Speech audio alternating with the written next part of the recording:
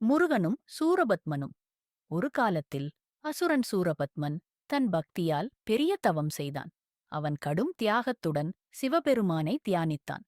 பல வருடங்கள் கழித்து சிவபெருமான் அவன் முன் தோன்றினார். சூரபத்மா, உனக்கு வேண்டிய வரம் என்ன என சிவபெருமான் கேட்டார். சூரபத்மன் சொன்னான், என்னை யாராலும் வெல்ல முடியாது. என்னுடைய சகோதரர்களும் நித்திய வாழ்வு பெறட்டும். சிவபெருமான் புன்னகையுடன் சொன்னார், அப்படியென்றால் உன் மரணத்தையும் உன் மாற்றத்தையும் உன் கர்மம் தீர்மானிக்கும். அவ்வாறு கூறி அவர் மறைந்தார். அந்த வரத்தைப் பெற்றவுடன் சூரபத்மனின் மனம் மாறியது. அவன் பெருமையில் மூழ்கி தேவர்களைத் துன்புறுத்தத் தொடங்கினான்.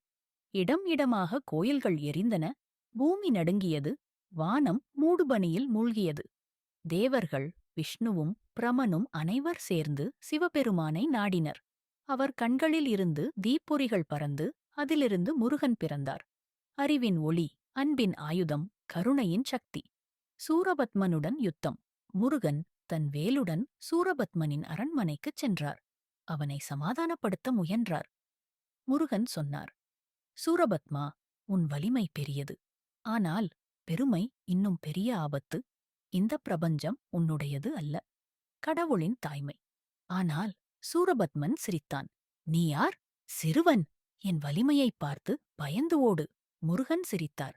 அவரது வேல் வானத்தில் ஒளித்துளியாகப் பாய்ந்தது. சூரபத்மனின் படைகள் விழுந்தன. பூமி அதிர்ந்தது. இறுதியில் சூரபத்மன் தன் உண்மையான வடிவமான மயில் மற்றும் சேவல் வடிவில் தோன்றினான். அவனை அழிக்காமல் முருகன் சொன்னார், சூரபத்மா, நீ அழிய வேண்டியவன் அல்ல, விழிக்க வேண்டியவன். அவரது கருணையால் சூரபத்மன் மயிலும் சேவலும் ஆகியார். அவர் அவனை கீழே தள்ளவில்லை. அவனை தன் வாகனமாகவும் கொடியின் சின்னமாகவும் மாற்றினார். தீமையை அழிப்பது தெய்வீகம் அல்ல, அதனை மாற்றுவதுதான் உண்மையான தெய்வீகம்.